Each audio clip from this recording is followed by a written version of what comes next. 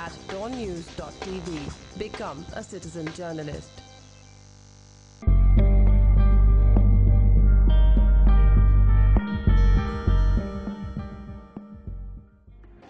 There is a ballyhoo of high-level bureaucratic meetings to fight the water shortage, with screaming headlines in the national press.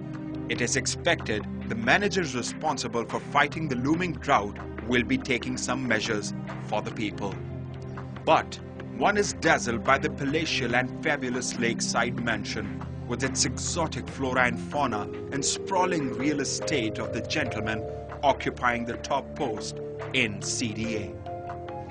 Nevertheless, in Chairman CDA's view, both the dams now brimming over with water have been described in his own words. That project has failed now. Now dam is there, the water reservoir is there. People are using it for irrigation, but very, sparingly. And it is of no use for the CDA, or you are not planning anything to do with it? Water, of course, can be used for irrigation if we develop.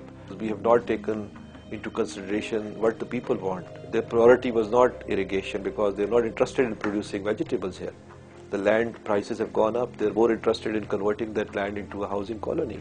This land over which the Chairman CDA has his residence is located right next to the water, the Mirad 2 water reservoir, which was basically and initially designed for agricultural purposes. But people, big shots like the Chairman CDA, have built their farmhouses, and instead of cultivating the land for crops and vegetables, they have planted beautiful flowers here. As you can see, this land can be used as agricultural land for cultivating crops and vegetables, but it is going waste. In stark contrast, Asif Mirza, a local farmer who has a small holding at a stone's throw from the chairman's eyrie, says, Vegetables होती हैं उसमें, तकरीबन हर किस्म की vegetables होती हैं, और बाकी फसल जो आम चलते हैं, गंदम होगी, मकई होगी, ये भी रूटीन में चलती है उसमें. पानी की सोर्स क्या है आपकी? पानी की सोर्स हमारे पास ये M2 डैम है, तो वहाँ से हम लोग पानी दे रहे हैं. फिलहाल जो हम अपनी ज़मीन को कर रहे हैं वो तो हम खुद ही कर रहे हैं. इसमें जितने भी एक्सपेंडिचर्स आए हैं वो हम लोगों ने खुद किए हैं. Quite a few bureaucrats who enjoy postings in the capital have their luxury hideouts around the huge water storage. This huge mansion that you can see behind me belongs to Naim Pasha, who was previously the engineer behind the Mirad 1 and Mirad 2 dams. And now it is a private property, and it is, if you can see, this is the boundary, and this is the dam, the water reservoir, and those are the gates which the caretaker of this farmhouse is saying that the water is not being utilized for growing vegetables, cultivating the land properly. Official admission of failure is betrayed by the reality on the ground. The whole thing is much too tragic and painful. This structure is giving a grim look of money spent but wasted. The staff of over 40 engineers is there that can run the dam. They are receiving their salaries as well. But the dreams of the farmers remain shattered, not unlike the structure itself.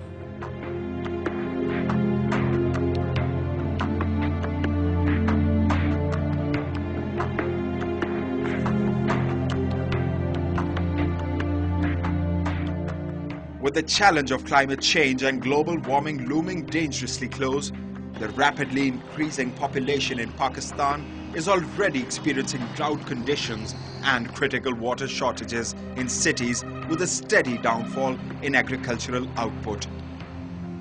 Meanwhile, crop-growing areas in all the provinces are endangered on account of water scarcity. The planners are unable to cope with the problem. This is the Simli Dam, the largest source of water supply to the federal capital.